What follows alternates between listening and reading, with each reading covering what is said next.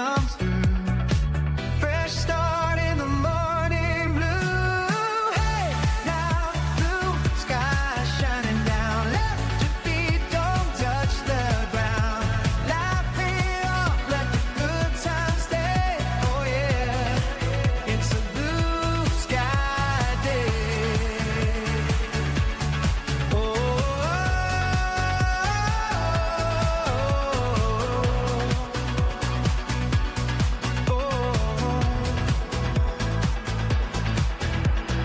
coffee, steam, and a smile breaks free.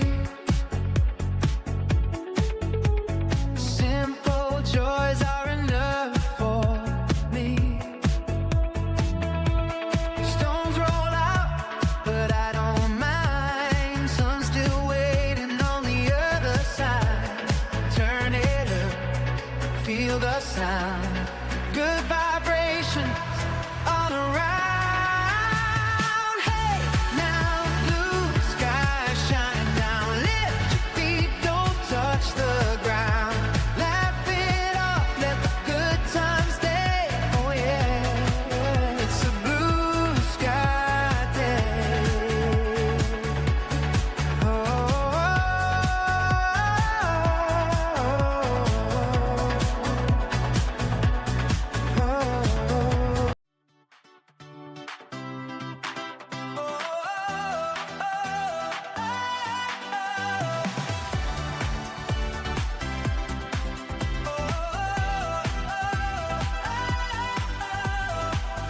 Wake up, sunlight tapping on the door.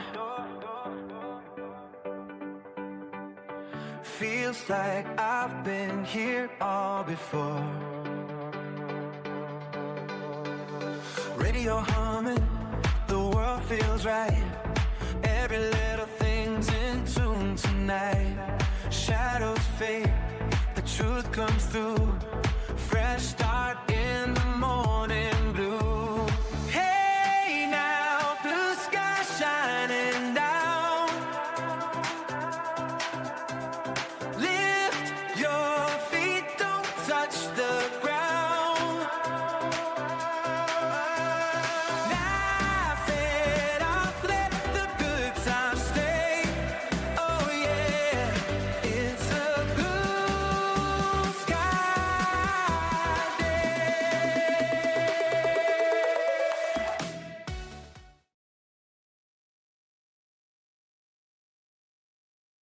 Woohoo! Hey, good morning. My mic was turned down. Good morning. I so do appreciate you being here. Smash that like button, share this out with your friends, subscribe to the channel. I so do appreciate when you share the program, share it out on X, through social every time.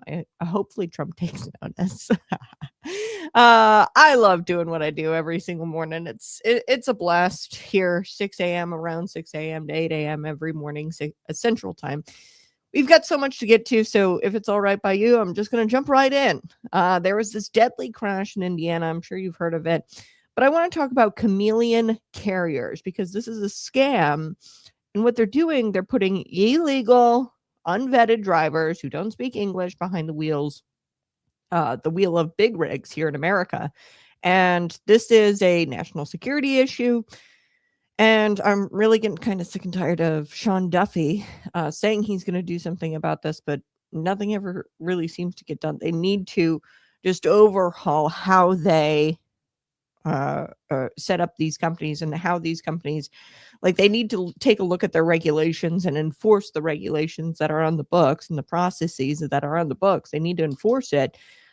The Federal Motor Vehicle Security, like, they need to get it together and soon. So we're going to be talking about this deadly crash in Indiana, but I also want to talk about your favorite Somalian. She's radical. She's a leftist. Can you guess which congressman has now called for the execution of the president of the United States? Think of that for a second. You have a sitting congresswoman who is calling for the execution of the sitting president of the United States. I mean, I'll let you judge what, you think her X post is all about and if she's actually calling for his execution. I think it's pretty damn clear that she is.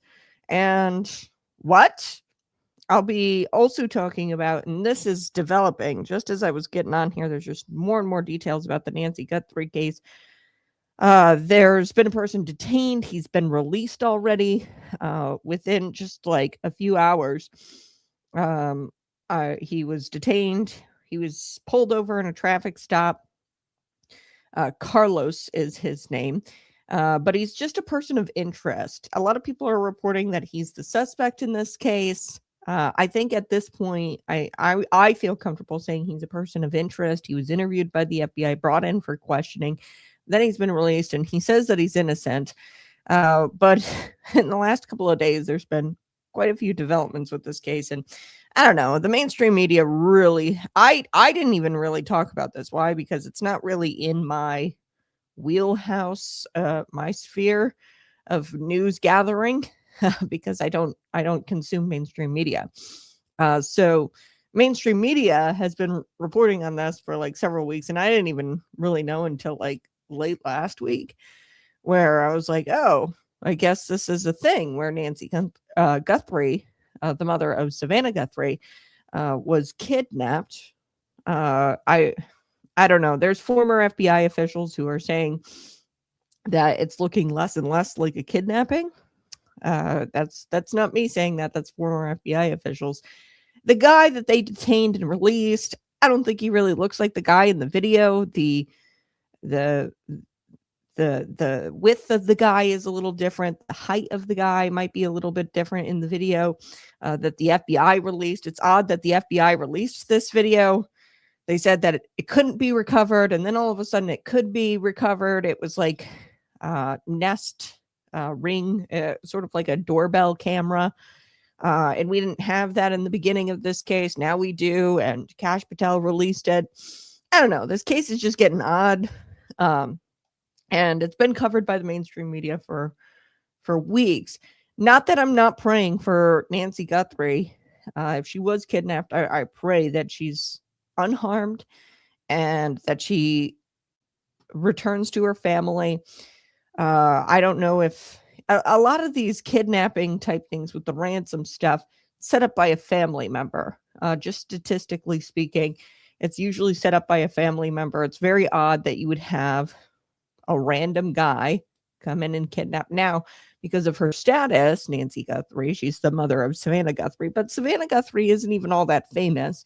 I didn't know who either of these people were, Nancy Guthrie or Savannah Guthrie, until this case. I'm going to be honest with you, because I don't watch the Today Show or whatever their Savannah Guthrie's on. A lot of people, I guess, know them because they watch mainstream media. Like I said, I've never really watched mainstream media my entire adult life. I kind of grew up in this era where we don't watch Fox News. My generation, we just kind of get our news off X. And alternative sites. We don't subscribe to, even Fox News or ABC. I think that's what Savannah's, I don't know. But this case is getting interesting, and I'm going to tell you everything that we know and the details of this case, because it's getting blurry. People are saying he's a suspect. People are saying he's an illegal alien. Hold your horses. The guy's not even really a suspect. I don't think they think he's a person of interest. They interviewed him. He was out door dashing. Now tell me this, if he was out door dashing, I don't know, maybe he lied and said that he was door dashing, but his mother-in-law also said he was door dashing. And the guy's broke, so that would kind of make sense that, hey, I took Nancy for ransom, but he's out door dashing. I feel like that's pretty verifiable. Was he clocked in at the time? You kind of get to set your own hours. Why would a guy be door dashing if he's thinking he's going to get millions in ransom money? I don't know. So guy's just a person of interest. He's been released. He says he's innocent. I also want to talk about Illinois conversion therapy. Okay, so conversion therapy has been outlawed since 2016. Here in the state of Illinois, they put a ban on it. Conversion therapy. I hate that word because it's like, oh, conversion therapy. It's so spooky. really what this looks like in practice is a preacher sitting down with a confused child saying, hey, God made Adam and Eve, not Adam and Steve. And that's usually how conversion therapy goes. And then the kids are like, oh, I just kind of like the color pink sometimes, or, oh, I'm just, sort of into boy sports rather than girl sports. And I'm a tom girl or tomboy, or, I'm just a sensitive boy, and then they kind of grow out of it. That's kind of what conversion therapy is. Okay. That it's just an individual talking with a child who might seem a little confused. They're growing up, they're getting into puberty. And the state is now saying that they're not going to pay for conversion therapy, although it's banned here in the state of Illinois. So, like, why would you come out and say, like, oh, we're introducing a bill so we don't, put taxpayer dollars towards conversion therapy?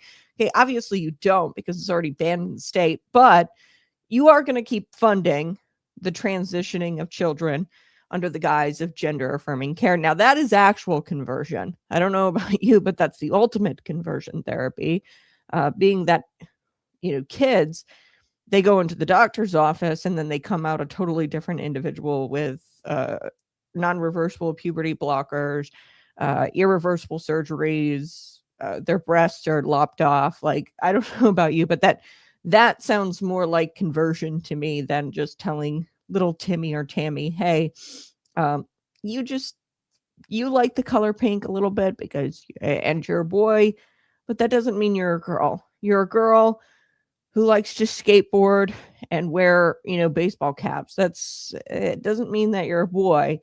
That just means, you're a tomboy, and you like boy things. It doesn't mean that you're, this gender and that you have to lop your healthy breast off. Okay.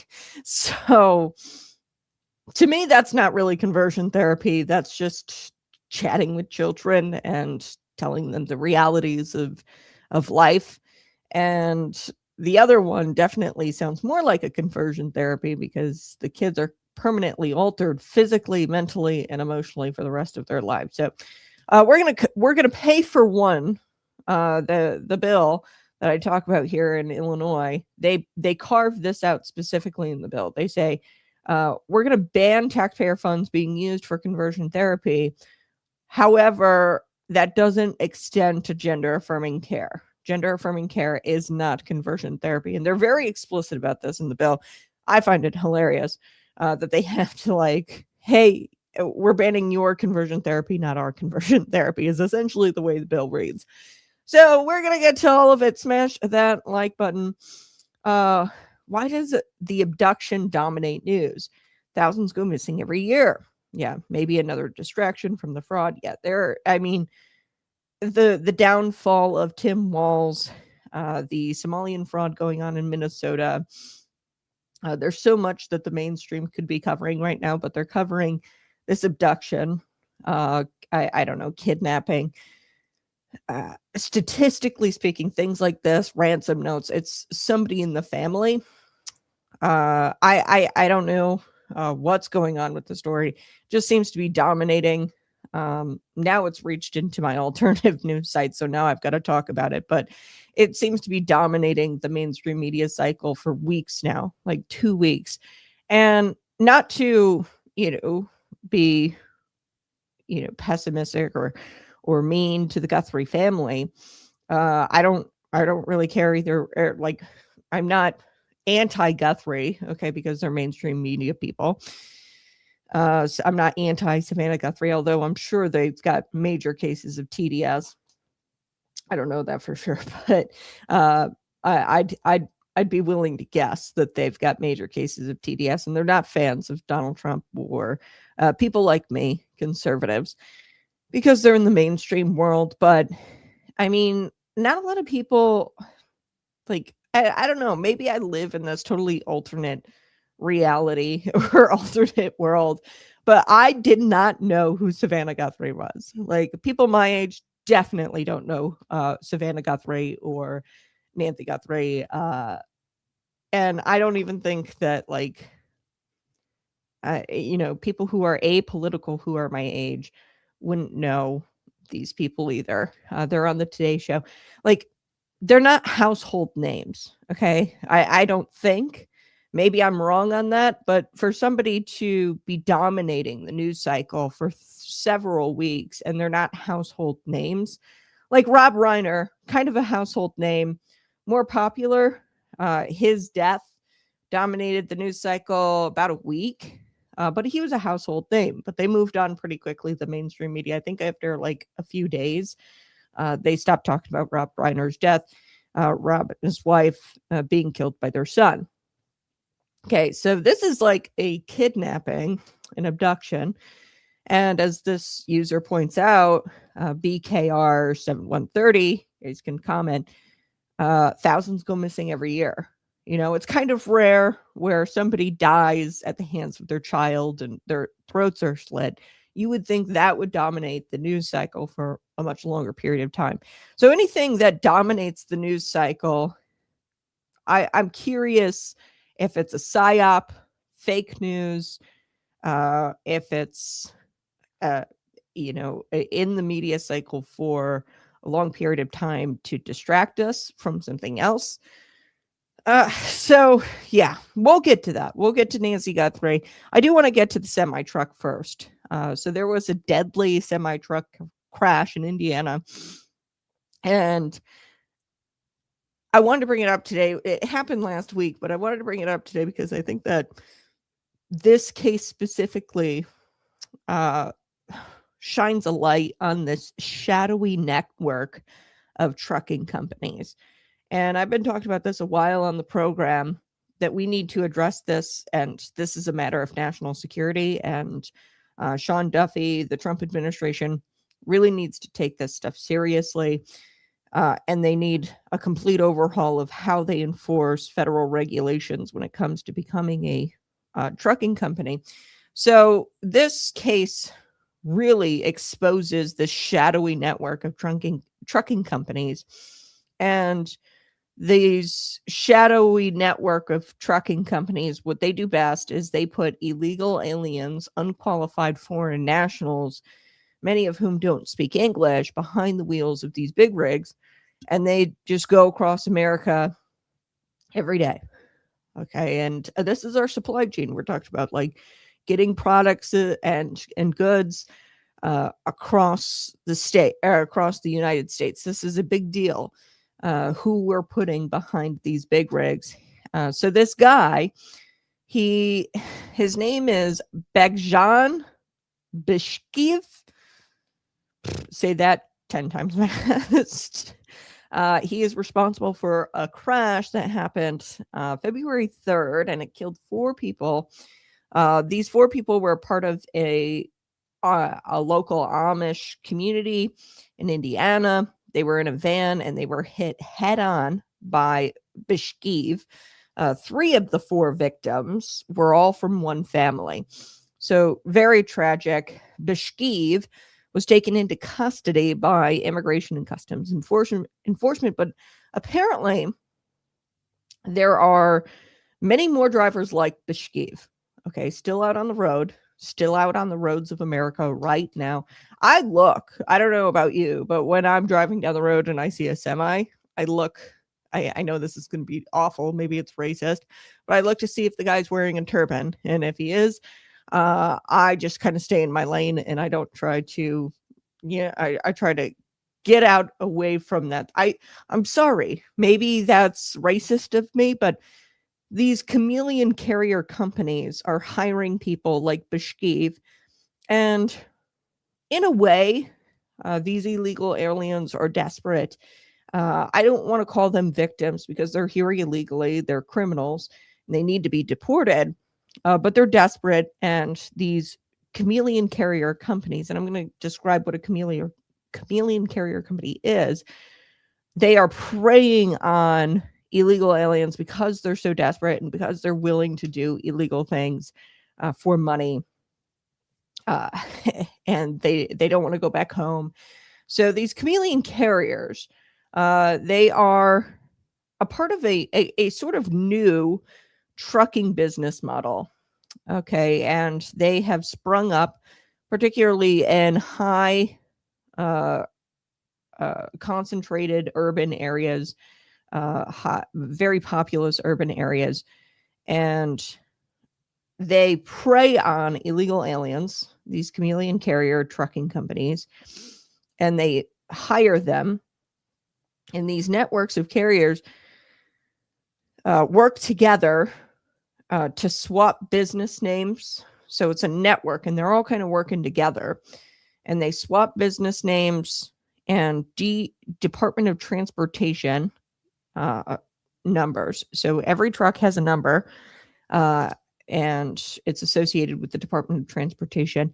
They swap numbers, they swap business names, and they keep illegals on the roads, and they avoid enforcement by doing this chameleon carrier model. And I'm going to explain step by step how they do this, but Department of Transportation Secretary Sean Duffy has vowed to use the full force of the federal government to get to the bottom of these deadly scams. And they've operated under the radar for years. It's semi-new, but it's been years kind of in the making here. They've gotten more sophisticated, and now it's like a network where they're all kind of helping each other out, and they're swapping LLCs and business names. And the Federal Motor Carrier Safety Administration will be working around the clock. This is what Sean Duffy says, to expose and hold accountable the chameleon carrier company involved in this Indiana crash. I want you to take a listen here. Holy smokes. The employers of this illegal alien semi-truck driver who killed 4 Amish men in Indiana, the employers are fraudulent. Okay. And the Trump administration is now investigating. And Sean Duffy says, hey, we're going to use the full force of the Federal Motor Safety Administration, and we're going to be working around the clock to expose these chameleon carrier companies like this one. So, like I said, these carrier companies, they swap DOT numbers. Their Department of Transportation, every truck has a DOT number, but they swap those once they get in trouble or they change their business name. And I'll tell you how exactly the scam goes. But take a listen to this. This is reporting on the Indiana crash. Another illegal immigrant truck driver accused in a deadly crash in Indiana. It killed 4 people. The driver reportedly entered the United States under President Biden using the CBP One app and released on parole. Senior correspondent Mike Tobin has this tragic story. Hi, Mike. And sadly, Dana, it's another case of someone who entered the U.S. under Biden administration policies, went to a sanctuary state, got a license to get behind a big rig, and now someone is hurt or killed. It happened in Indiana on Tuesday. One truck on State Road 67 slowed down. The truck behind him did not, instead swerved into oncoming traffic. The truck hit a van transporting 4 men from Indiana's Amish community. The 4 men were killed. The driver of that van is now in critical condition. Indiana State Police report the driver of the semi-truck is 30-year-old Bezkan Beshiki from Kazakhstan. He entered the U.S. using the Biden administration CBP One cell phone app, and that was in December of 23. Bishakiev was issued a commercial driver's license by the state of Pennsylvania. Now, the issue of undocumented people behind the wheel of big rigs is painful for Marcus Coleman. In June of 2024, his 5-year-old daughter was critically injured by a driver from India who entered the U.S. illegally and got a commercial driver's license when he was still a teenager. Dahlia will spend the rest of her life in need of medical care. She's not going to make a full recovery. She's going to be on therapies for the rest of her life. She's going to be on medication the rest of her life. And we've pretty much come to the terms that she's not going to be self-sufficient. She's going to basically have to have a guardian and pretty much a chaperone and caretaker with her pretty much everywhere she goes.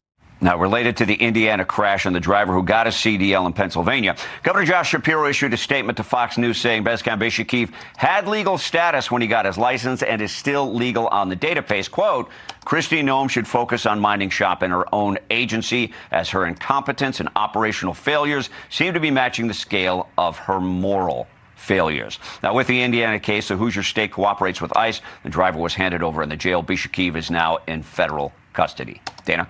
Okay, Mike Tobin, thank you. Hey, everyone. Okay, so they need to get serious about this because this has been going on. If there's 2-3 more crashes, I'm going to start to get upset with Sean Duffy and the Trump administration, because this should be priority number 2, 3, because this also deals with national security. This is our supply chain we're talking about, and we can't have our supply chain in the hands of these interconnected carriers that have all the markings of fraud. They are accused of being chameleon carriers. And essentially what a chameleon carrier is, they swap names, company names, DOT numbers to avoid law enforcement and regulation. So here's what Sean Duffy said. He said, our team is also on the ground investigating the driver entry training school. Okay, so there's a driver school. It's called Adana CDL. And what this training school is doing, they are helping people like this Indiana driver, the unvetted, the unqualified, the illegals, get behind the wheel in the first place. So there's these pop-up training schools that are in cahoots. They're sham schools. They're in cahoots with this network of chameleon carriers. And they help illegal aliens get their licenses, their CDL, and they should be called into question. The chameleon carriers should be shut down. There needs to be an overhaul of the Federal Motor Carrier Safety Administration process in order to become a trucking company. But Sean Duffy says they're working around the clock to hold everybody involved in this horrific crime accountable. Okay, so setting up a chameleon carrier trucking company is actually very simple. Like a baboon could do it. Joe Biden could do it. Okay, bun brain. So you really want to start in a metropolitan area, and this is how they do it. They start in a metropolitan area, a dense area that is rich with illegal immigrant manpower. Okay, because that's the key to this thing. You have to find desperate employees who are willing to commit these illegal acts, and illegal aliens are willing to commit these illegal acts because they can't get jobs anywhere else. They have to resort to illegal activity. So they prey on these illegal aliens in these dense urban areas, and these urban areas tend to have leasing companies, truck leasing companies like Penske.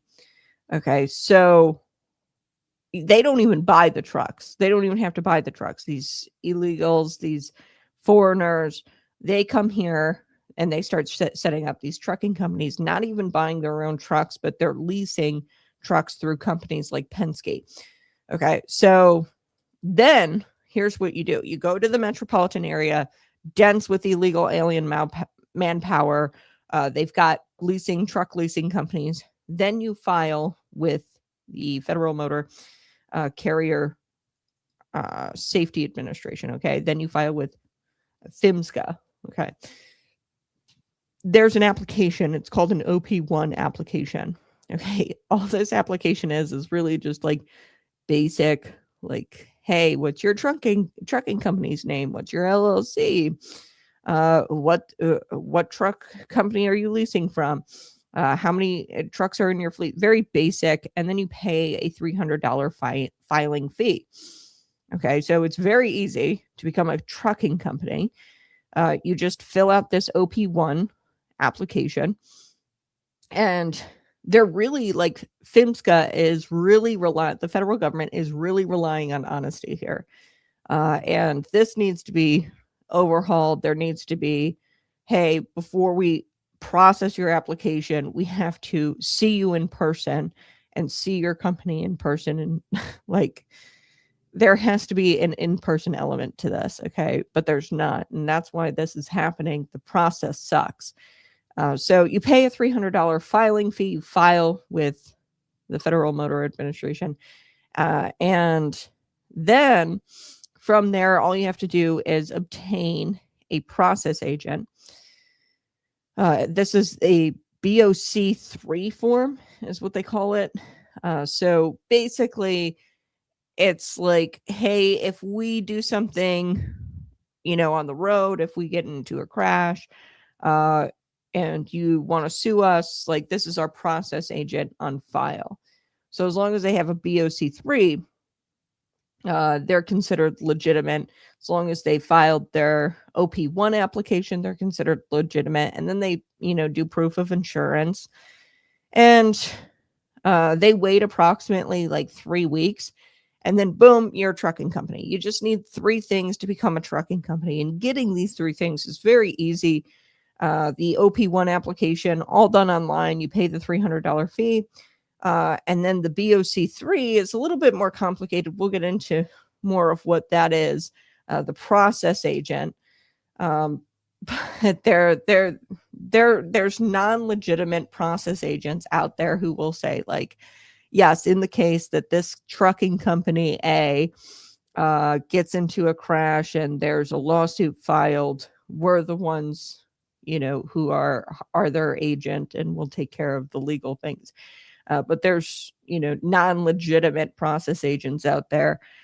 And we'll get to that here in just a second. But reportedly, it takes about 18 months. So like that whole thing, after you get your application in, your process agent in through your BOC3 form, and then you submit your proof of insurance. After you get all that in, you're waiting about 3 weeks, and then boom, you're a trucking company and you're a legal trucking company. Okay. So after that, that's when the federal government starts to do their audits, which is just so stupid. You should submit all 3 of those, the application, process agent, and then the insurance. And then the federal government should be taking that 3 weeks, and then they should be auditing you and making sure you're a legitimate company. But no, they don't do that. They just process all of that and then make you a trucking company. And then after the fact, they take about 18 months and they perform audits of the new trucking company. And it takes about 18 months, okay, for them to audit the trucking company and make sure they're a legitimate company. Now, in the meantime, they do have something called the Archie program. So this is an application review and chameleon identification. And really what it's supposed to do, it's a screening process. They take all 3 of those criteria, they run it through a screening, and they try to see if the applicants, their data, and they try to match that data with existing carriers. And they're looking for like shared addresses, phone numbers, officer names, email addresses, VIN numbers. And that's what Archie is supposed to do. Yeah, obviously, it's not working. Okay, the Archie system to catch these chameleons in the 18th month period where the federal government is supposed to be conducting an audit of these trucking companies. So it's not catching it, obviously. And, bad actors, what they're doing, they know the math. If they register or if they register multiple authorities, like burner phones, okay, use them until they accumulate too many violations and get shut down. They shut one down, they're going to just activate another company. Okay, because the process is so easy. So say Archie even identifies them and says, hey, you're a chameleon carrier. Okay. They'll just say, okay, whatever. And then they'll open up another new company. They can use the same leasing truck leasing companies like Penske use the same drivers. They just change their application a little bit. And then they try to go through and get forced through the Archie program, and they can commit all kinds of violations. And then the federal government can be like, hey, you've committed this violation where you're not tracking your hours or logging your hours correctly on the road, because there's federal regulations when it comes to truck drivers logging their hours on the road through an electronic device. And, you can violate those federal regulations. If the feds say, hey, you violated this, they'd be like, and you violated it too many times, we're shutting down your company. They'd be like, okay. And then they just pop up another company for $300 and they activate the next one. So the equipment, the drivers, the dispatch operation, the back office. None of it really changes. The name on the door changes. It's a scam. It's a scam that illegal immigrants are doing. It's similar to the Minnesota scam, right? It's fascinating. All of these illegal immigrants just know how to scam. So the BOC3, these are process agents. In simple terms, it's a legal document filed with the feds, filed with the Federal Motor Carrier Safety Administration, and it tells the federal government, hey, this is the person who can accept lawsuits and legal paperwork on behalf of the trucking company. Okay, so that's what a BOC3 is. And why does the government require it? If a trucking company says, say, gets in an accident in Indiana, that company, is, but that company is based in, like, say, Illinois, the injured party needs a local legal representative that they can serve papers to. Okay, so that's a process agent. They need a process agent that can operate in all 50 states and be a representative in all 50 states. So the rule is every interstate trucking company must have one process agent in each state. That's how the rule goes. But, and like, you have to list this process agent formally on a BOC3 filing. Okay, that's part of this becoming a trucking company. And you file that electronically with the Federal Motor Carrier Safety Administration. And all it does is, like, this paperwork, all it really costs you is like $25. Okay, to file the paperwork and to get a BOC3 in all 50 states. It costs you anywhere between $25 to $75. So for a grand total of $375, you can become a trucking company. And you will become a trucking company in 3 weeks. There's no audit. That audit that the Federal Carrier Safety Administration performs takes 18 months. But in that time period, that's your bread and butter right there if you're a fraudulent company. So they don't verify whether this company is legitimate at that stage. Okay, the processing agents, they don't verify anything. The processing agents, the OP1 application is just basic information. And then you can also get insurance, from pretty much anybody. And I'll get to that. But the Chameleon carrier is not one company. It's a rotating shell. And you can rack up all kinds of violations under one company name. And then all of a sudden, for the tune of $375, you can get a new company name. And it's just a rotating shell of companies. So think of it like this: same truck, same driver, same dispatch, same office, same owners, same insurance brokers, same leasing companies, but new company name, new DOT number, new operating authority. When the violations start to pile up, the old shell is dropped and the new one is activated. Or if you're deemed illegitimate through the Archie program, or if you're deemed a Chameleon carrier, they say, okay, whatever. And then they just create a new trucking company for $375. And like, it takes them 3 weeks to get back out on the road. And then it takes the feds 18 months to audit them. And they're definitely getting through the Archie system. The Archie system is failing. So here's a step-by-step. Let me make this clear and how this works. You set up a paper company. You almost need nothing, like an LLC, often registered online, a mailing address. That could be a virtual office. It could be an apartment, an office. You just need a mailing address, an LLC registered online, a phone number, and an email. Okay. There's no, at that point, step number one, no trucks even required. Step two, you apply for PHMSA.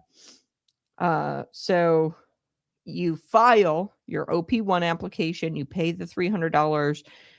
You basically self-report basic info. There's no deep verification. And at this point, they are relying heavily on people's honesty. Okay.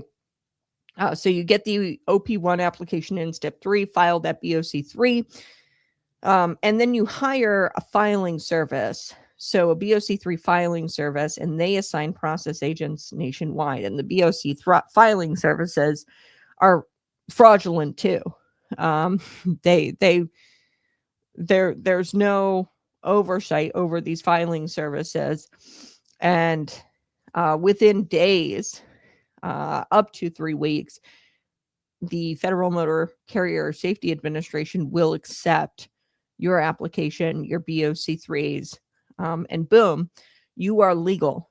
Okay, established without ever having to physically be there, and show who you are. And then you file your proof of insurance. This is another soft spot because insurance brokers will write policies for pretty much anyone because they're getting money, right? They don't fully vet safety. There's no full safety vetting. You can use leased equipment and obtain insurance. You can get insurance with minimal operational history. And once the insurance is on file, the authority, the trucking company, becomes active. And like I said, the federal government, Federal Motor Carrier Safety Administration, they don't perform the audit before they accept the carrier as legitimate. They perform the audit after they accept the application and say, hey, yes, you're a legal trucking company. And that takes 12 to 18 months, over a year. And, this is 12 to 18 months. This is their bread and butter. This is where chameleon carriers thrive. And that Archie system, the application review and chameleon identification system, is supposed to stop all this, but it fails, obviously. It's a screening program that's supposed to look for shared addresses, phone numbers, same officers, same VIN numbers, same emails, bad actors. They get around the Archie system by slightly altering their LLC names. They use burner emails. They swap DOT numbers. They use different EINs, employer identification numbers. And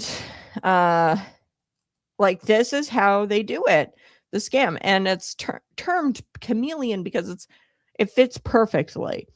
And here's the key here, is that this model doesn't work unless you have desperate labor, low wages, bottom of the barrel type people who fear reporting it because their immigration status. There's language barriers. Okay. The drivers, they don't complain. They don't question the safety. They don't report violations because they probably don't even really understand the boss that's facilitating the chameleon carrier company.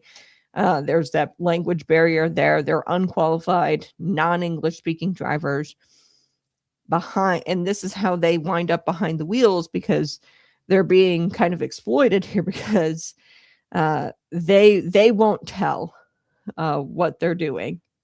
They're racking up violations. They're not following regulations, because if you follow the regulations, you can't make as much money. It's all a money thing.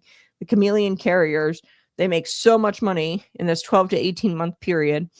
They might get shut down after the audit finds them to be illegitimate, and they've racked up too many violations, and then they get shut down, but then they just pop back up for $375. And they can continue operating unregulated. There's a lot of regulations you're supposed to follow while on the roads. Obviously, this is our supply chain we're talking about. This is a very serious job. It's 80,000-pound rigs behind these, vehicles. We should have the best and the brightest. But the key to success for these chameleon carriers is to get cheap labor, illegal labor. They prey on illegals. They're desperate, that are desperate for money, and they get cheap truck leases, and they don't follow any oversight. They can keep the illegals out on the roads for 24 hours. Like I said, there's like an electronic device that You're supposed to only be on the road for a certain amount of hours before pulling over. They don't follow any of that so they can get as much output as possible. And growth is really easy when you're not following the rules. Okay. And it becomes a numbers game. And it's not a matter of if fatal accidents are going to happen. It's a matter of when. Because if you're not following these regulations that are supposed to keep the truckers and other drivers on the road safe, if you're not following the rules, I mean, a fatal accident will happen. And unmasking these networks is, I don't know why it's so hard just to perform the audit before you approve the carrier. Perform the audit. I don't know why it would take 18 to 12 months to try to prove legitimacy. Some of the stuff you should have to do in person. Not just an online process, but unmasking and dismantling these networks of chameleon carriers is just one step in seeking justice for those killed in this deadly con game. It's a con. It's a scam. And I don't know if these chameleon carriers are run by foreign adversaries or what, but it's a con game, and we have to do our best. State of Illinois, state of California, New York, we have to do our best in preventing illegal aliens. We could stop this all by preventing illegal aliens from getting CDLs, okay, or licenses, period. The Department of Homeland Security blasted Pennsylvania Governor Josh Shapiro for allowing Begjan Bishkev to get a CDL, and it put him on the road. What we need to do is say, hey, I don't care if you came via the CBP1 app. I don't care if you're temporary status. We don't accept legal or illegal. That's what we need to do. Legal or illegal immigrants to get a CDL.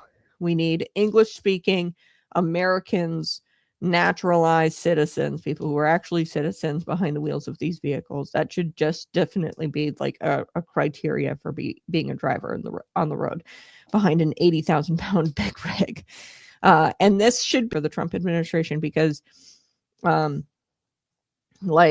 just like in Minnesota, and we're going to get to Ilhan Omar here in just a second. Priority number one, get the Somalians out of here. They're stealing taxpayer dollars. They're scamming taxpayers in Minnesota to the tune of $9 billion plus. I've seen, that this has gone on since 2016, so 10 years. I've seen the figure, $100 billion in scamming the taxpayer over the last decade.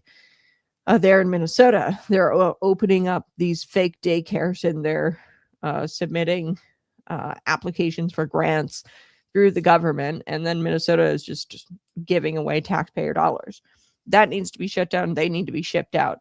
I don't care if you're here legally, if you're a Somali immigrant who's been naturalized, even if you've been a citizen and deemed like, hey, you're here forever, that needs to be revoked and you need to be deported if you're committing fraud in this country like that. And that's what these foreigners are doing. They're coming over here and they've gamed the system. They've realized, it only cost me $370 to open up a trucking company, and I can skirt all the rules, make as much money as possible, and violate all the regulations, and I don't have to abide by the rules of the road. I don't have to, hire qualified people. I can work them to the bone. And get as much output as possible and make a ton of money in this trucking company. And if the government finds out I did all this and violated this rule, that rule, so what? It'll just cost me another $300 and I'll create a new company and do the same thing over and over again. So priority number 2 or 3, I would say, is the chameleon trucking companies, because these are also people who deal with our supply chain. You don't want our supply chain, our goods and services that we rely, or our goods that we rely on, products that we rely on across the United States. You don't want that in the hands of these questionable bad actors, these terrible people, these scammers. You don't want our supply chain in their hands. That's an issue of national security for sure. All right, let's get to Ilhan Omar. Smash that like button, share this out with your friends. Very important stuff. That stuff's very important, and I know that that was lengthy, and I went through the process of how to become a chameleon carrier, but I think that that's going to help you understand just how lazy government is. That's my point. They're freaking lazy. 12 to 18 months, and this process just freaking sucks. Like, what do you mean they're approved and you didn't even verify the person's identity in person? Like, none of this process is done in person, and you can just create a trucking company with $300. That's about it. Anybody can create a trucking company for $300, and all you have to do is lease the vehicles, lease the trucks, and you can hire a bunch of illegal immigrants, and nobody's gonna stop you. All right, Ilhan. She's not known for her subtlety. She is known for her anti-American rhetoric, her far-left ideology, and her questionable financial practices. Those are well known. She's not known for her subtlety. So yesterday, her inflammatory comments have taken on a brand new, have gone to a brand new level.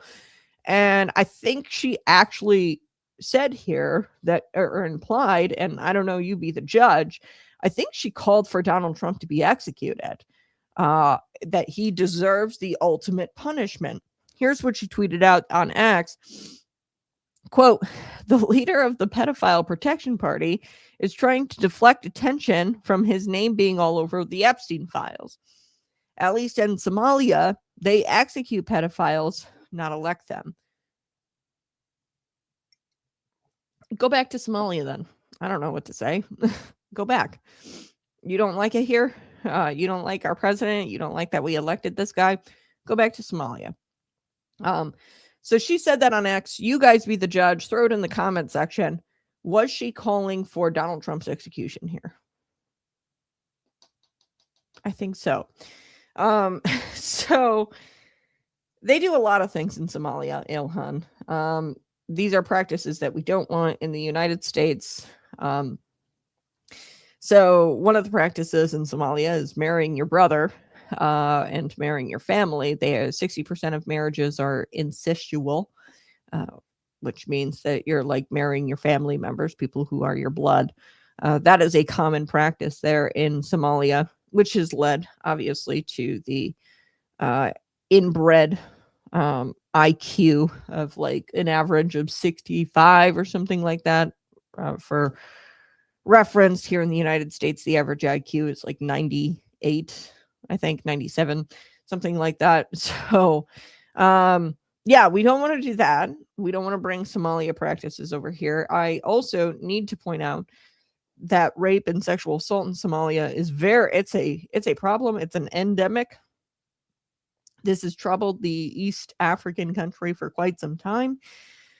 And apparently, she's more concerned about Trump being named in the Epstein files. And I'll get to that here in just a second. But she thinks that it's more important to call out President Donald Trump for being named in these Epstein files. Okay, not implicated, but named.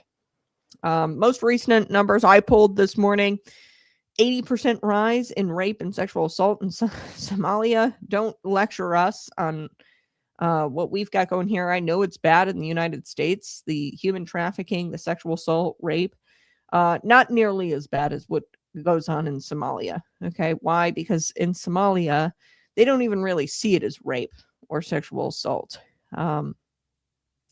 The Al-Shabaab terrorist group, they are Islamist terrorists, and it's a militant group, and they use sexual violence and forced marriages to dominate areas in Somalia, and they don't see it as rape or sexual assault. They Islamist militants see this as, hey, we're owed this. Okay, we're owed women in this country. Women have no rights in that country. So from 2019 to 2020, there was an 80% rise in rape and sexual assault. Like I said, El Shabaab has a lot to do with that. There was a report done by the United Nations. Okay, so not Conservative Cat, but the United Nations, that found that the rise can be contributed or attributed to the Islamist militant group where they've taken over areas in Somalia under their control, and they keep their control by raping the women and being sexually violent and forcing young girls into marriage. By the way, the Muhammad, he married a 6-year-old girl, the pinnacle of their religion, the prophet of their religion, Muhammad. He married a 6-year-old girl. So I don't think that she can talk about pedophilia and how it's not a problem in Somalia, or sexual assault or rape or anything like that. I don't think that she can say that, oh, Somalia doesn't have that problem. No, it's far worse in places like Somalia. Okay. Maybe not to you, because culturally, they don't recognize rape or sexual assault or pedophilia as bad things. We do here in America. There's crime. You will be sentenced and convicted if you commit this, and if there's evidence against you, which brings me to Trump being a pedophile protector. As she said, she's repeatedly called Trump a pedophile because of his acquaintance, Jeffrey Epstein. Now, like I said, there's some weird things in those Epstein files.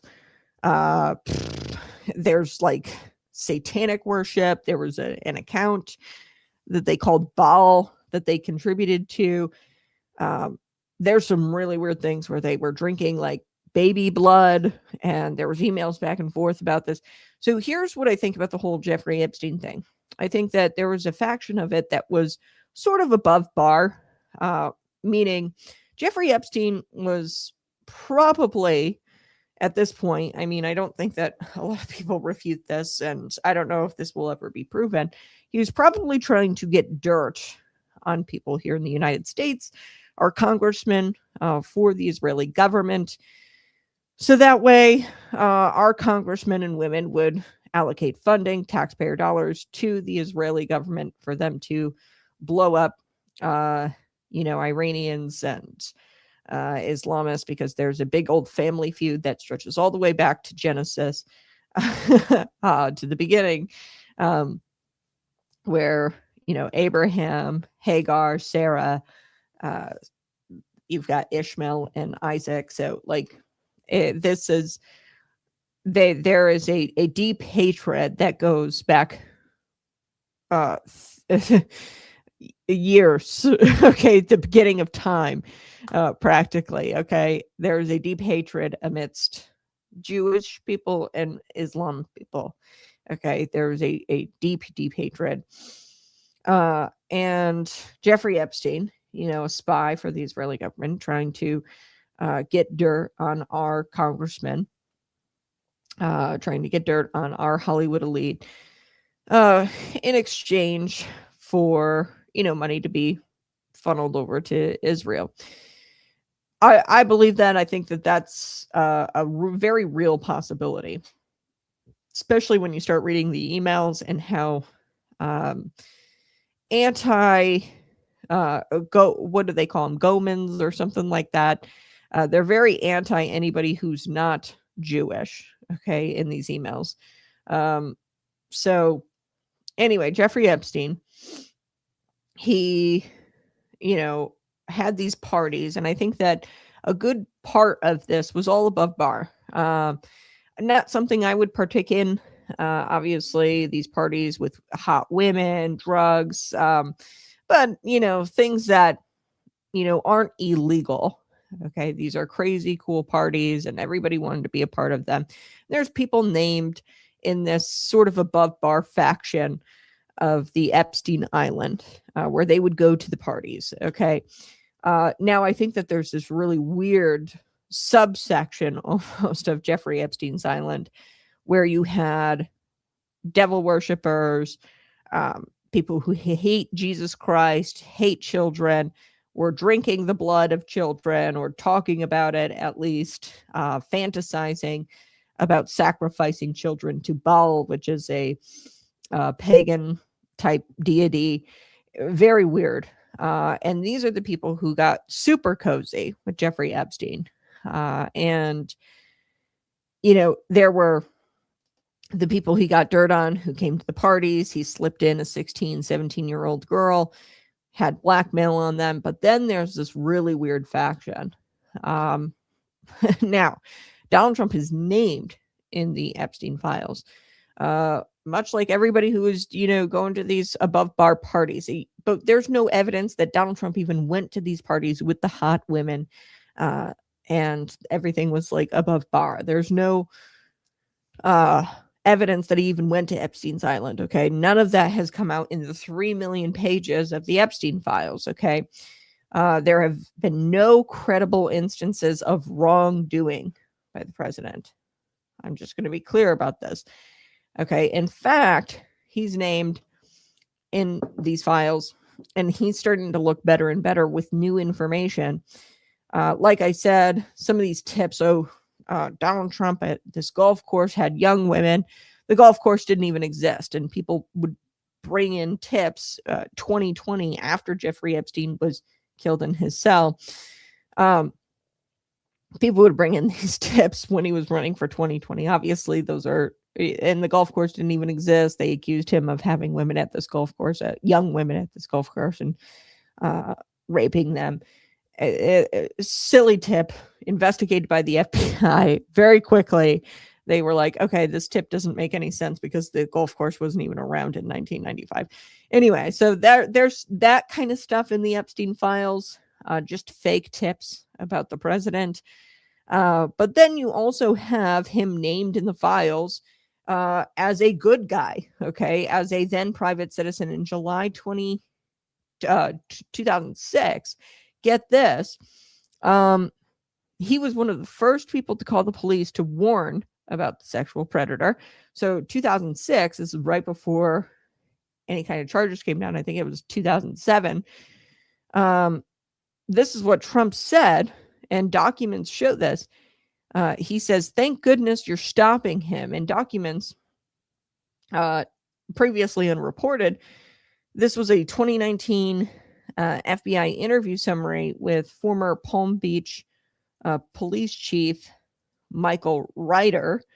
Donald Trump had contacted the department shortly after reports of Epstein's criminal investigation became public, and Donald Trump contacted the Palm Beach police chief and expressed relief that the authorities were finally acting, suggesting his associates in New York had described Epstein's behaviors as disgusting and advised investigators to look into Ghislaine Maxwell as well, whom he described as evil. Okay, whom Trump described as evil. So documents show,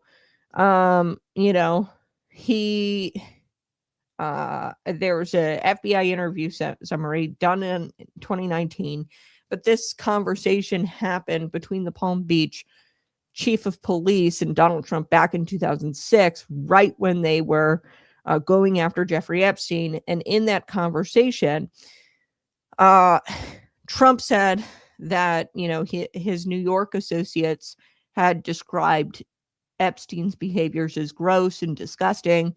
And he said, you should go in and look at Ghislaine Maxwell as well. She's an evil person.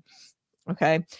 So we've seen the violent rhetoric turned up against President Donald Trump, against ICE agents, violent rhetoric from Governor Tim Walz, Gavin Newsom, Governor J.B. Pritzker, Senate Minority Leader Chuck Schumer, and we've seen violent rhetoric in the past, but Ilhan Omar's comments here about the president being executed for being a pedophile, like this is a whole new level of like advocating for a president's assassination, I think. I mean, the way I read it on X, it's like she's advocating for the president's assassination.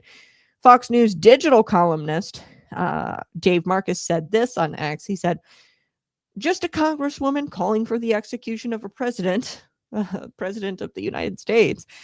Yeah, that's insane. Think about that for a second. You have a sitting congressman who's calling for the execution of the sitting president of the United States that we elected. Okay, not only is this woman extreme, and she's making not very veiled threats against our commander-in-chief, but she's also been scrutinized for her financial issues, okay, her sudden wealth. She is representing the state that has been engulfed in this scandal, this $9 billion plus fraud epidemic. Okay, so she's a representative there. James Comer said on X, I'm demanding financial information from companies linked to Minnesota Representative Ilhan Omar's husband.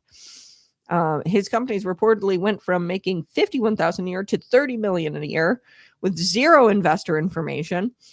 We want to know who's funding this. How did his companies go from $51,000 to $30 million in worth?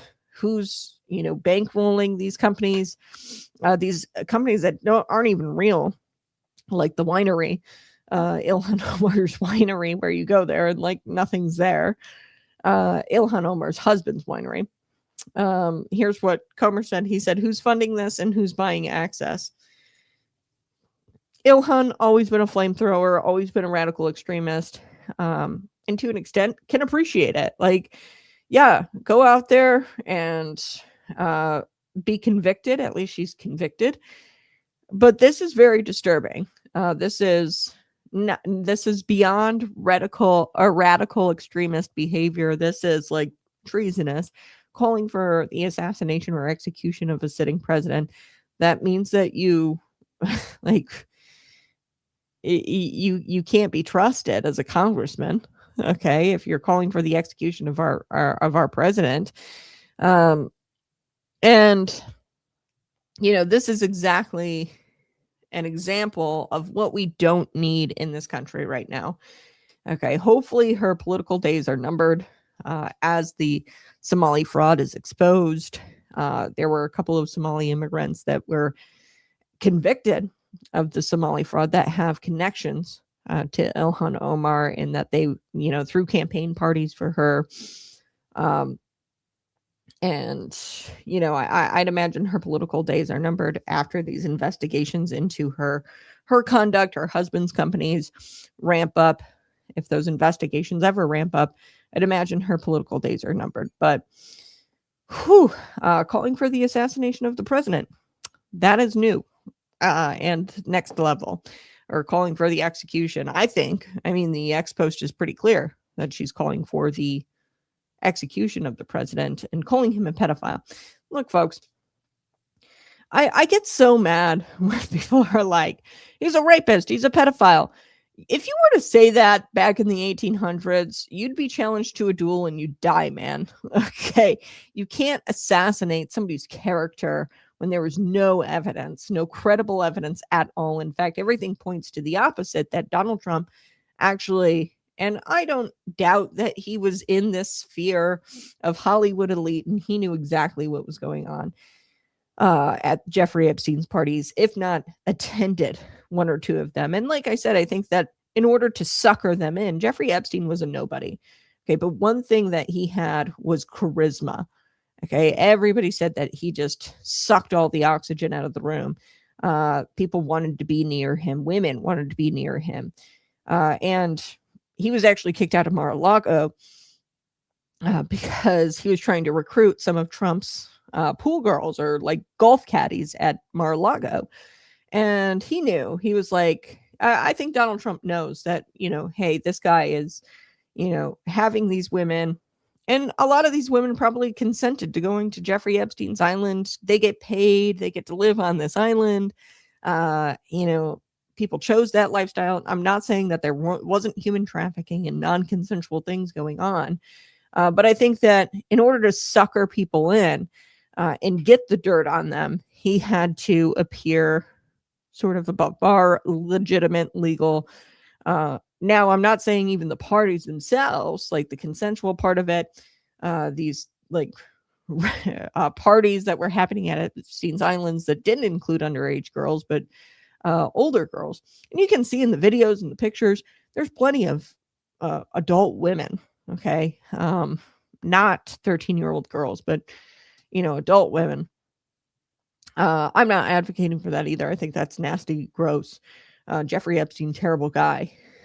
But I wouldn't doubt that, like, even Trump went to a party. I don't know. There hasn't been any videos of him or pictures of him. Definitely not like Bill Clinton, where he's like hanging out in a hot tub with Jeffrey Epstein and all these, women who have been redacted, which tells me that they were victims. So they were complaining that it was non-consensual complainants, or they're underage, their faces are redacted. I don't know. But like, there's none of that when it comes to the Epstein files. Like, we've got that on Bill Clinton, but there's nothing like that coming out of the Epstein files, where Donald Trump is pictured at the island with Jeffrey Epstein with women. Okay, so I don't know why people are like, Trump's a pedophile. Wait a second. What about Bill? Like, we've actually got evidence here. If anything, all the evidence is starting to look more and more like Trump knew what was going on. And he was kind of like a rat or a mole, where he was like ratting people out.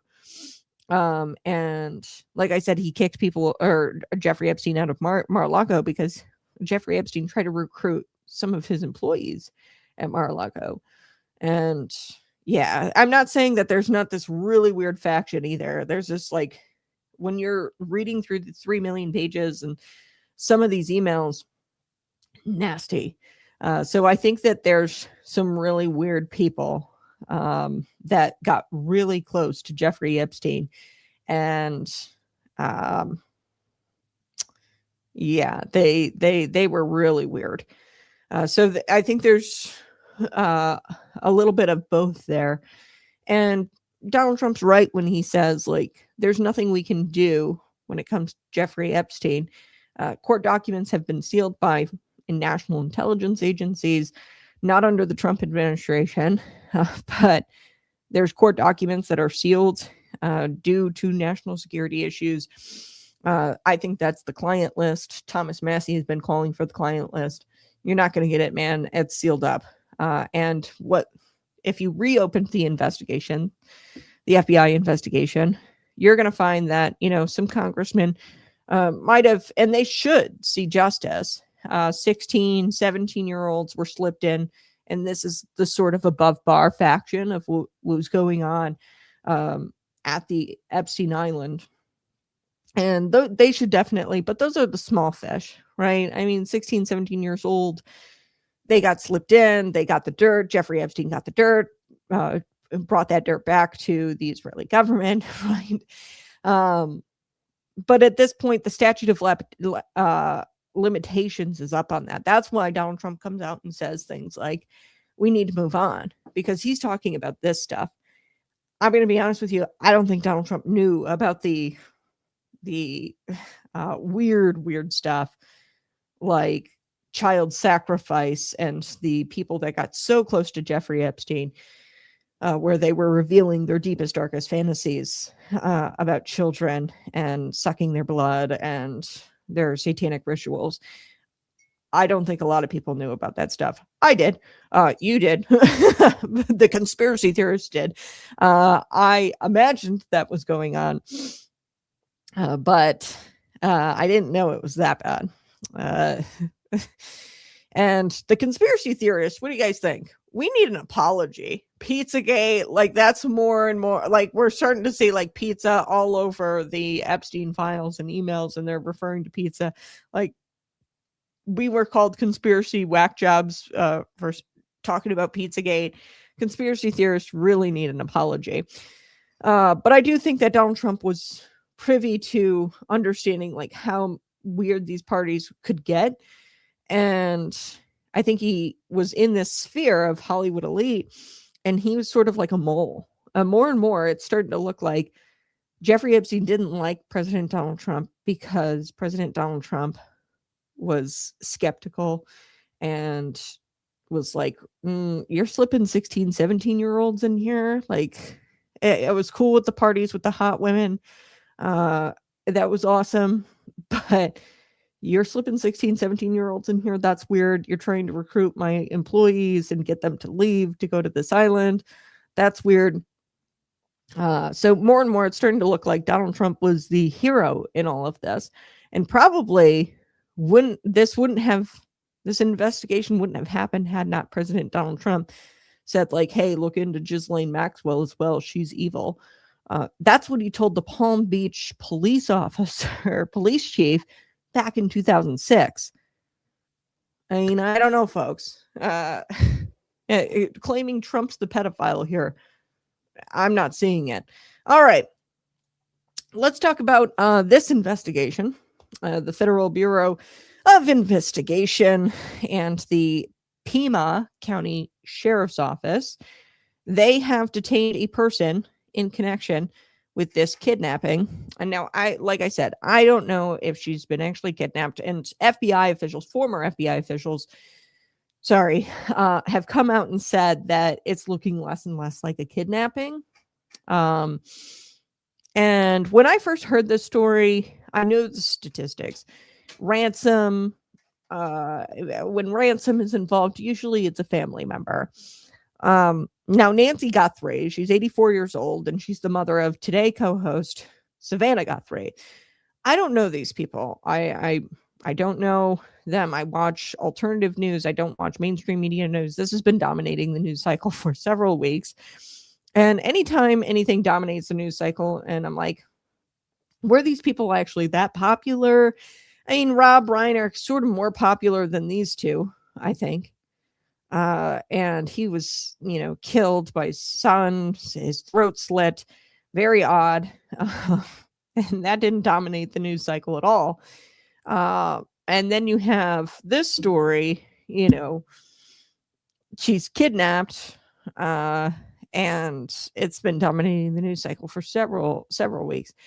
The mainstream media. And to be honest with you, I didn't even really know what was happening until late, like last week, maybe, because I don't know these people and I don't watch mainstream. So yesterday, Tuesday, early in the day, the FBI, their elite hostage rescue team was deployed on the ground in Tucson, Arizona. They, with several SWAT teams from multiple counties, they were on the ground, and this was following the FBI's release of images and videos of a masked individual in front of Guthrie's door that they obtained. So they recovered this video and images from a Nest camera. So at first they couldn't get this. I don't know if it was like a private sector company thing or what, but apparently they got it eventually. Like the FBI got the camera, the Ring Nest camera. It's like a Ring doorbell camera. Apparently they managed to get this this footage, these images, and then the FBI put them out like that earlier that day or earlier yesterday. And then you have the SWAT teams on the ground with the FBI's elite hostage team. Okay, so take a look. This is part of the images they released. Okay, this guy walks up. They had way more. I'm just going to show you, like, this is, essentially what we've got going on here with who, approached the door armed. I think that's a holster there in the front. The Pima County Sheriff's Department, with the assistance from the FBI, detained an individual now for questioning. Okay, and this kind of happened Tuesday night into early this morning. And this individual has been detained and already released. Okay, so they detained this individual for questioning, and they thought he's connected to this abduction of Nancy Guthrie. Okay. So that's according to ABC News. The individual was detained in a location south of Tucson. Rio, it's very close to the Mexican border. Law enforcement is searching and has searched at this point individuals' homes that are connected with this individual. His name is Carlos. So they searched his girlfriend's home and his mother-in-law's home, I believe. And the images, here that I'm sharing with you on the screen, this is of somebody wearing a mask, gloves, backpack, holstered handgun. And this individual is at the front door of Nancy Guthrie's Tucson area home. Okay. This guy was found, very close to Tucson, right by the Mexican border. They think Nancy Guthrie was abducted on February 1st. Okay. So this is what we know now. Okay. So let me get to Carlos here in just a second, but here's what Kash Patel said in a recent post on social media. Law enforcement has uncovered previously inaccessible images. So this image that I'm showing you right now was not accessible. He says, showing an armed individual appearing to have tampered with the camera at Nancy Guthrie's front door the morning of her disappearance. So he tampered with it. They weren't able to get it, but somehow they obtained it through like the back end data recovery.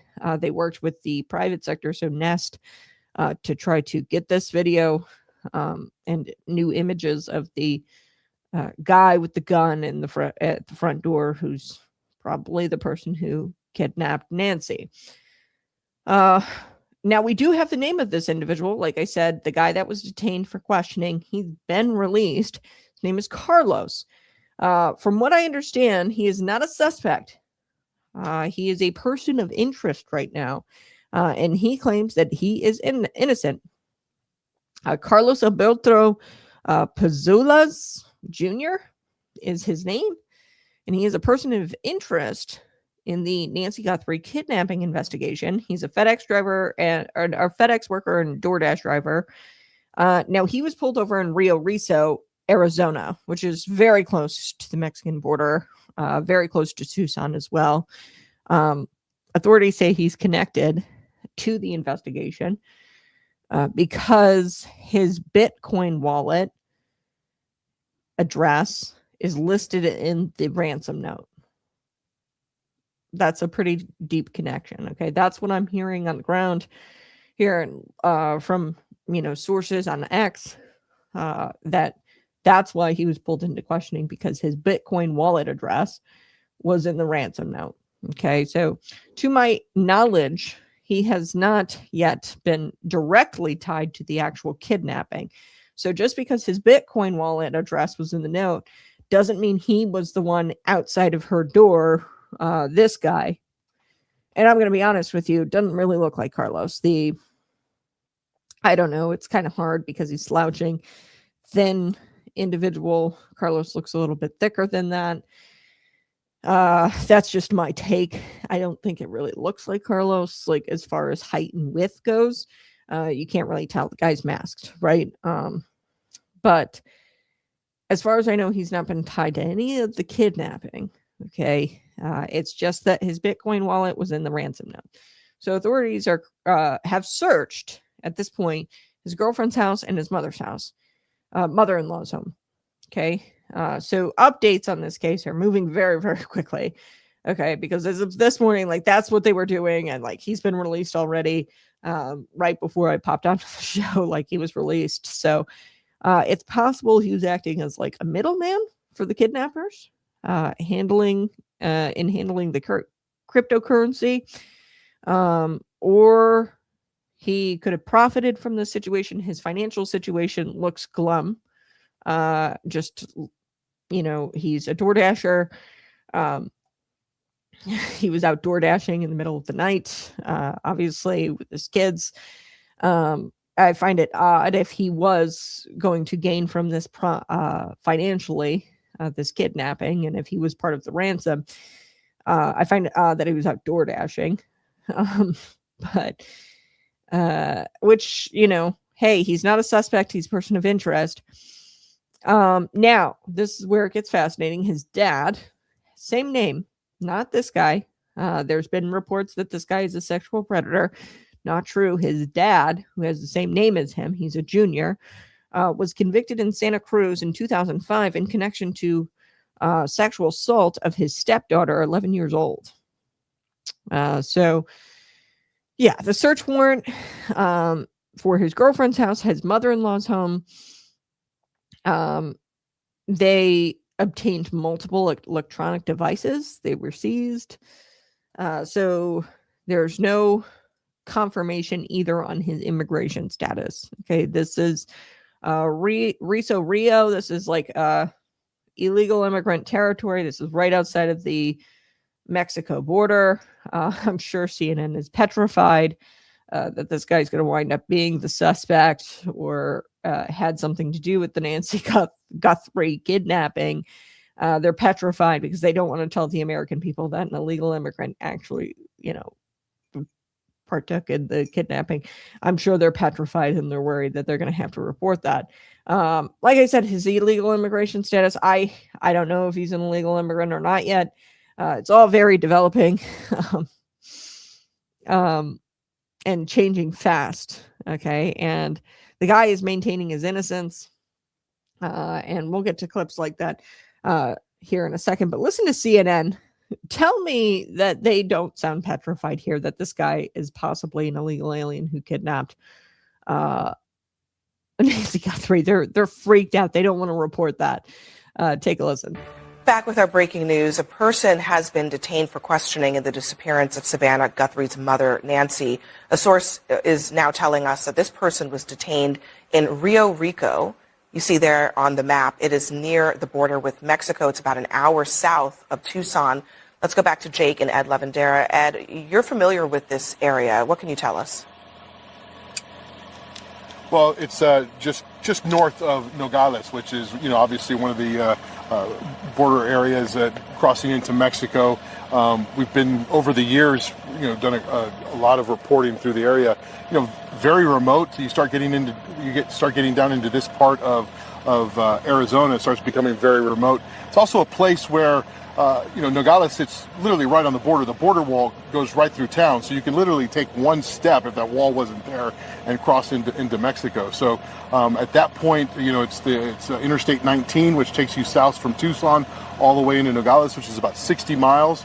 Obviously, the border infrastructure and all of the law enforcement presence that is down in this part of the world has changed dramatically in the last few years. So.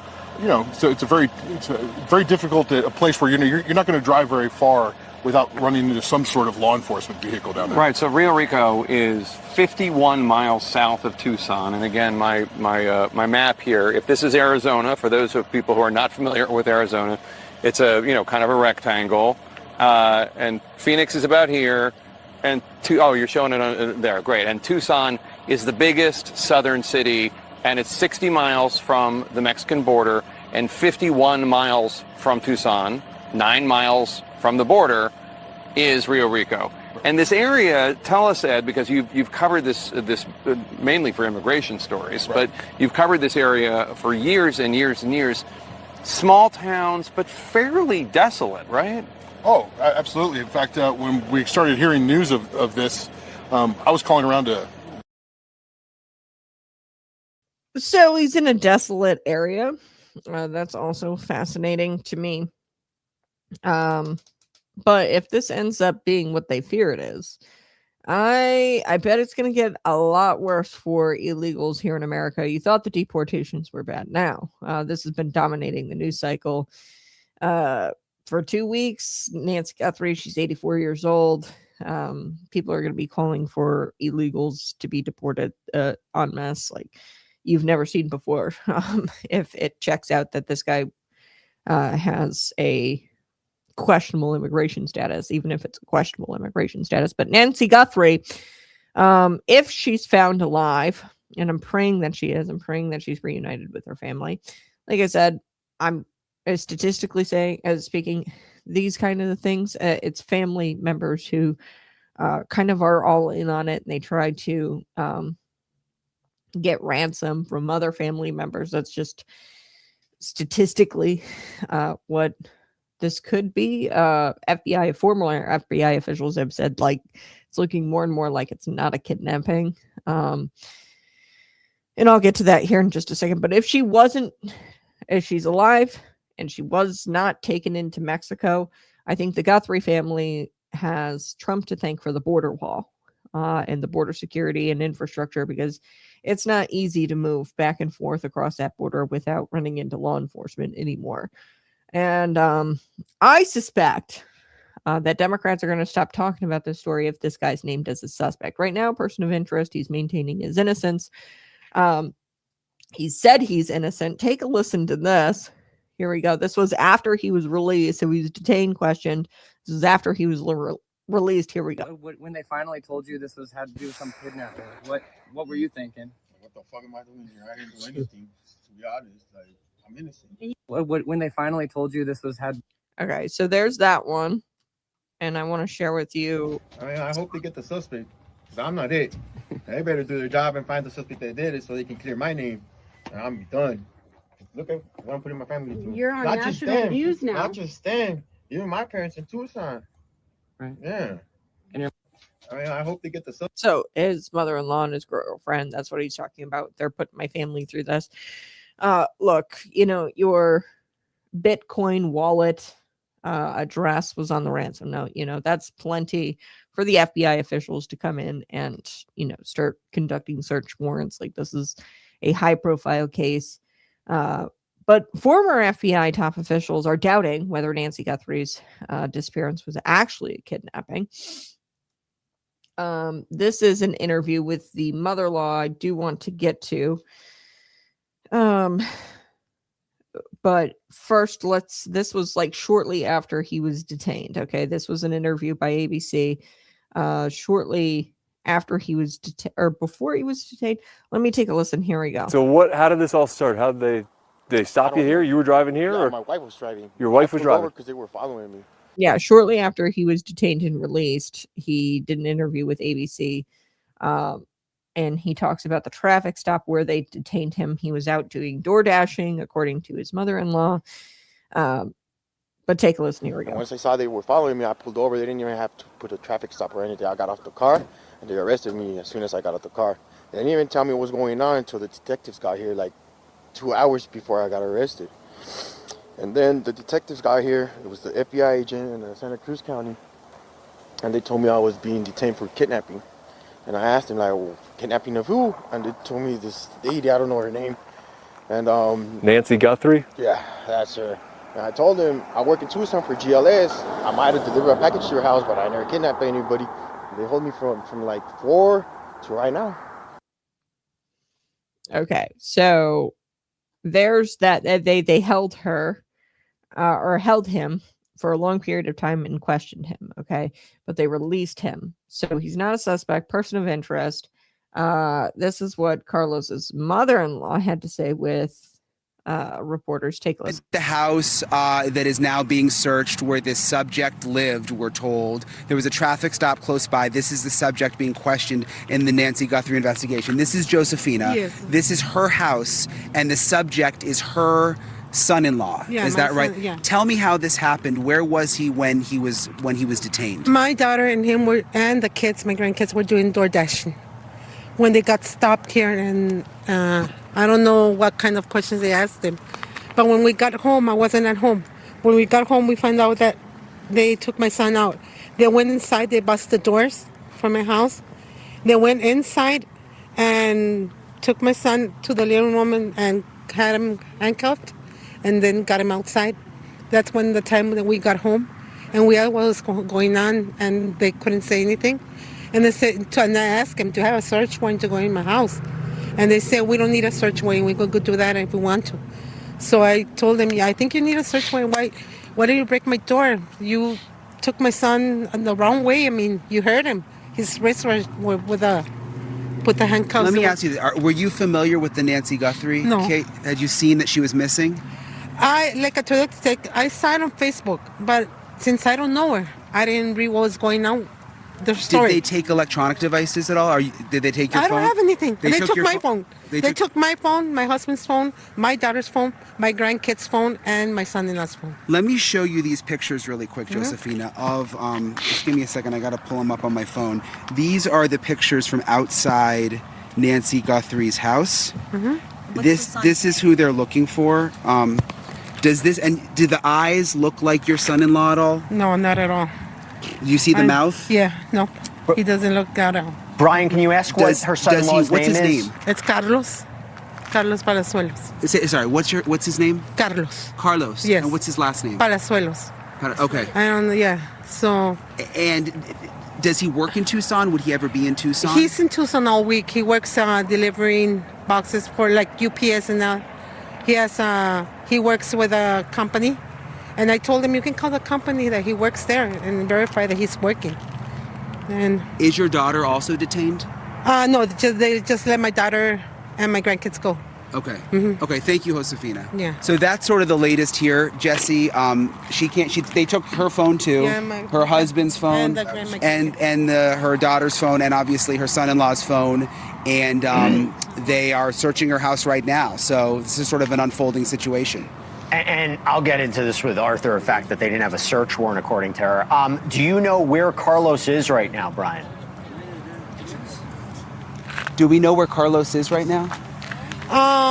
No, I don't know. I don't know what's going on with him. They took my phone. I can't reach with nobody. Yeah, we think he's being questioned. But... Yeah, they already asked us a lot of questions about him. We told, like I said, I have nothing to hide. You can go in my house. You can search anything you want. There's nothing to hide. I don't know the lady. I don't know about the lady. I saw her on Facebook, but like I told you. Was he ever violent? Any violence with Carlos? No, he's a good guy. Criminal history that you know of? None of it. No?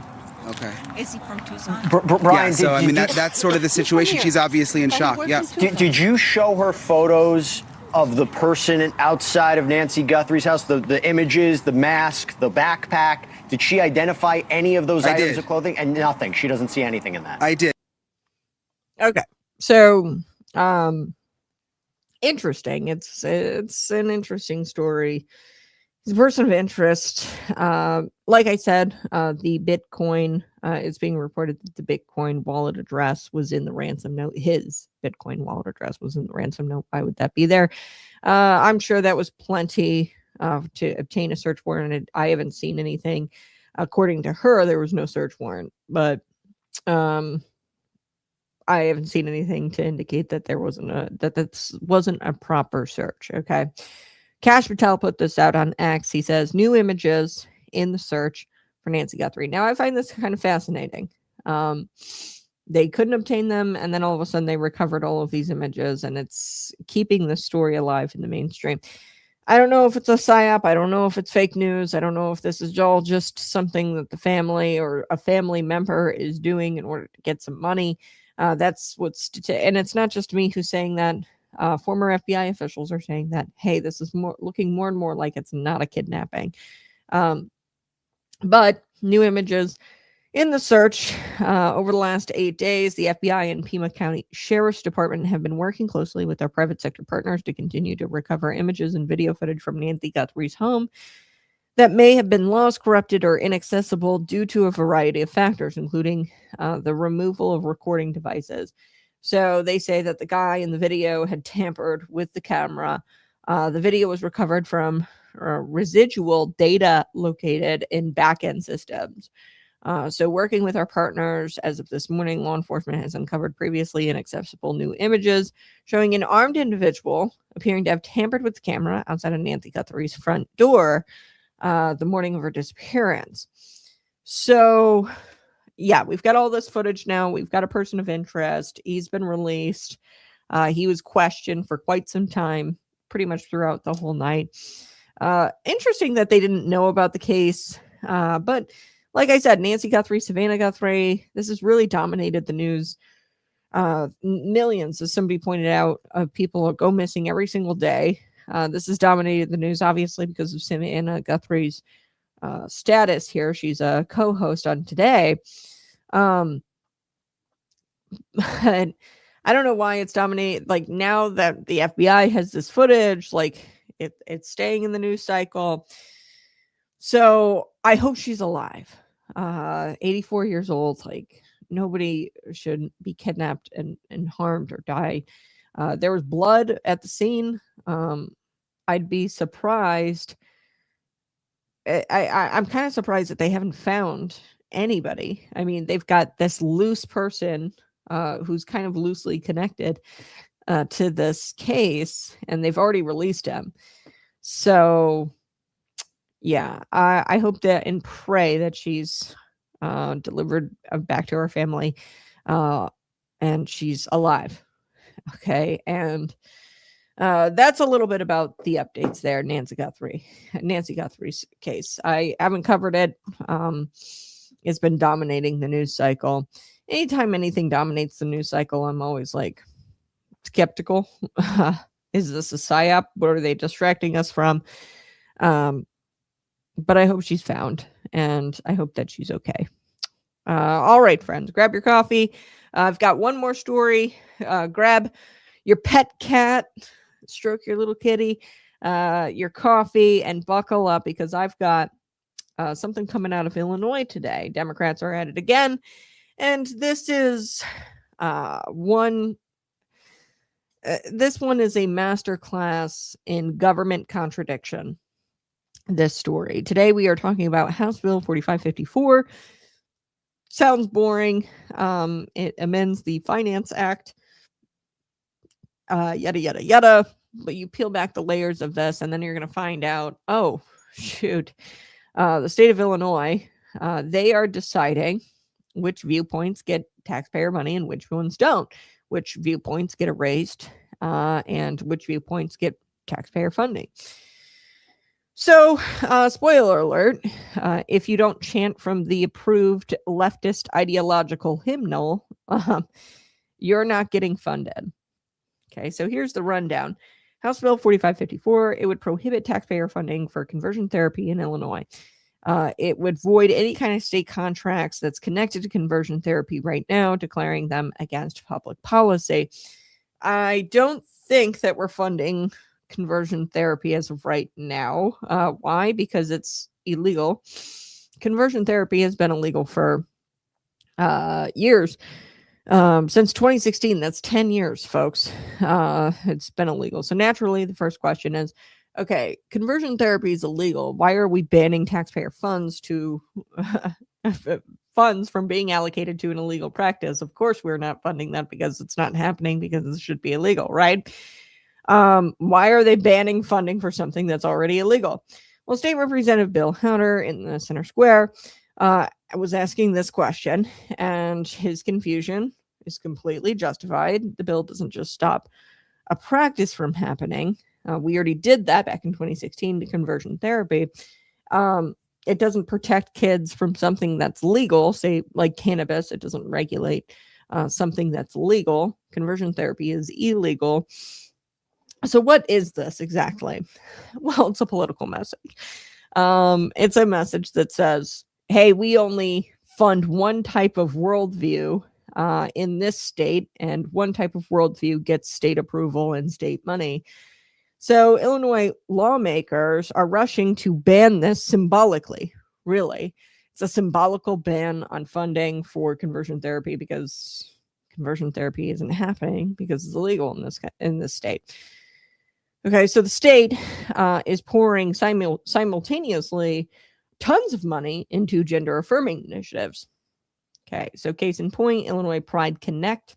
I'm sure you've heard of this. This is in 2025. They actually launched this thing. $250,000 it received for its launch, its initial launch. It's a statewide hotline. What the hotline does, you can call as an LGBTQer and get referrals and references for so-called gender-affirming care. It's a resource for LGBTQ individuals, including minors, specifically as it relates to healthcare access and gender-affirming care. Hey, how can I transition myself and lop my healthy breast off as a 12-year-old? And I can call this hotline and they'll tell me how to do it. Okay, so counseling that encourages kids to wait and say, hey, Tammy, you're just a little bit tomboyish, right? Any kind of counseling that encourages kids to wait, nope, you're not getting funding. In fact, that is banned. If your preacher sits down with you and says, oh, you know, you are Timmy, you are just a sensitive boy who likes the color pink. That does not mean you're a girl. That's defunded. It's banned. Therapy that explores alternatives to gender affirming care, unacceptable. Guidance, given that aligns with your biological sex. Hey, I think that God made Adam and Eve, not Adam and Steve. And I think that you're just confused right now, and your biological sex is your sex. If you were to tell a child that, you are banned from receiving any kind of public support. And that's just banned. It's conversion therapy in their eyes. Okay. So counseling that affirms a child's gender transition or affirms the opposite sex from their biological sex, that is fully funded, that is protected. And in this bill, it's explicitly carved out. So it's kind of funny. They say we can't fund conversion therapy, but we are still funding, just to be clear, gender affirming care, because that's not conversion therapy. That's actually just called gender affirming care. Okay. So, folks, that's not neutrality. This is not science-based policymaking. Representative Howder didn't mince words in the Center Square article. He says that gender transitioning children is the ultimate conversion therapy. Yeah, I would argue that saying to little Tammy that she's a tomboy and that she's not a boy, but that she just likes baseball hats and scooters, that doesn't make you a boy. I would say that that's not conversion therapy. That's just telling kids reality. I'll tell you what sounds more like conversion therapy: lopping off Tammy's breasts, healthy breasts, irreversible, and putting her on puberty blockers that are irreversible. So the left insists that conversion therapy is harmful because it attempts to change how someone identifies. Okay, so they insist that conversion therapy is terrible because it doesn't affirm what children believe to be true about themselves. But the medical transition, if not the most extreme identity conversion imaginable, okay? I think that that's what is medical gender transition, if not the most extreme identity conversion imaginable, okay? The puberty blockers, the cross-sex hormones, the irreversible surgeries, okay, these are not just influencing children on how they think, like conversion, so-called conversion therapy does. You just kind of influence children to think, hey, I'm in the perfect body. I was created as a girl. I was created as a man, because God made me that way, and I need to stick with my biological sex. That's just all thoughts and therapy. And what they're doing with the puberty blockers or cross-sex hormones, this is permanently altering bodies and actually converting children into something that's irreversible and medically different from what they used to be. Okay. So Illinois says gender affirming care is worth taxpayer funding, while therapy, just talking and encouraging patients, and treating them, like people and not experiments, that is a moral crime and needs to be banned and should not receive any kind of funding. Okay. But, I don't know what exactly is going on here, because conversion therapy is banned. So it still doesn't make sense as to why they're banning funding for a banned practice. Now, one of the biggest lies that's pushed out there by these leftist activists, these LGBTQ activists, is that the science is settled. It's actually not. When it comes to gender affirming care, this is a highly, highly debated issue still. Okay, so allocating taxpayer dollars to something that's still being debated is just ignorant and stupid and a little preemptive, right? So Howder, who is a physician, he says that the medical community itself is divided on this issue. So the American Medical Association, the American Society for Plastic Surgeons, they have begun urging caution when it comes to irreversible interventions for minors. European countries have said, no, we're slamming the brakes on this gender affirming care stuff for kids. Long-term studies, we don't have any detransitioners. They're becoming increasingly more vocal. So why is Illinois acting like there's only one acceptable answer when that answer, gender affirming care, is highly debated, and they only want to fund that answer?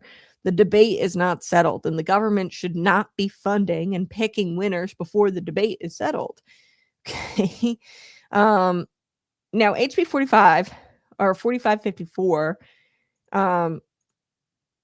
prohibits funding conversion therapy, but it explicitly protects funding for gender affirming care. And that is a tell. Okay. They are truly about keeping the state. If they really wanted to keep the state out of ideological counseling, they should ban funding for all of it. I don't want taxpayer dollars going towards conversion therapy. I don't want taxpayer dollars going towards gender affirming care. And if the state was truly neutral with your tax dollars, they would ban funding for all viewpoint driven therapy. But they didn't. They specifically carved out one side and they insulated the other from funding. And that is called viewpoint discrimination, folks. Okay, plain and simple. And this is truly why I think that the bill has been introduced. It is a legal backup plan. So the U.S. Supreme Court is currently reviewing a case out of Colorado that challenges conversion therapy bans. Like I said, it's been banned here in the state of Illinois for 10 years, conversion therapy. Now the Supreme Court is taking a look at this, and they're saying that kind of violates free speech, kind of violates religious liberty. People should be able to sit and talk with kids about how, they might not be a boy if they're a girl, or they might not be a girl if they're a boy. Okay. And if the Supreme Court rules a certain way and those bans are deemed unconstitutional and are deemed like, hey, that violates people's free speech and freedom of liberty, religious liberty, if those bans fall, Illinois is going to have like some sort of backup plan. They're going to have to say like, okay, fine, you can practice conversion therapy because the Supreme Court ruling, but we're just not going to fund it. So they're kind of maybe being preemptive here, but this is still discriminatory, right? If the Supreme Court rules that, hey, conversion therapy is not illegal, and in fact, banning it is unconstitutional, you're still discriminatorily funding gender affirming care over something that's been deemed a legal practice, conversion therapy, and you're being discriminatory with what you decide to fund. And let me be crystal clear. This bill is not about protecting kids. It's not about fiscal responsibility. This is not even really about stopping conversion therapy. This is about enforcing orthodoxy. Illinois taxpayers are being forced to bankroll one belief, okay, while the other is being erased, not because it's illegal. Possibly the Supreme Court is going to deem bans on conversion therapy illegal, which would make conversion therapy legal. But it's politically convenient for them to erase this version of therapy, and they want to force taxpayers here in the state of Illinois to bankroll a certain ideology over another one. That's what this is about. This is about forcing taxpayers into this religion of gender affirming care. And government should not be a therapist. They should not be your preacher. They should not be in the business of conversion therapy or gender affirming care. That's my opinion. Okay. Government should not be your child's identity coach. If lawmakers actually believed in diversity, they would tolerate more than one viewpoint. Okay. If they truly wanted to be neutral, they would not fund either. Okay. Because I don't think that's what the government is in the business of doing. But if they wanted to be diverse and tolerant of all viewpoints, they should fund, conversion therapy and gender affirming care. I'd like to see them fund zero, because that's your decision, what kind of therapy you're going to put your kid in. And I mean, if you love your child and don't want to abuse your child, conversion therapy would be the way to go. Telling them, little Tammy, I think you as a parent have an obligation to tell your child the truth and to not mutilate their body. But let's be real, fund both and be neutral and be diverse and not have this viewpoint discrimination or fund none. I'd be okay with that. So that's today's conservative cat take. And hey, if you like your truth without propaganda, hit the like button, subscribe, and share. That's going to do it for us today. Until next time, stay skeptical. Don't let the state think for you. Stay curious. And we'll be back tomorrow morning, bright and early, 6 a.m. to 8 a.m. Catch you later.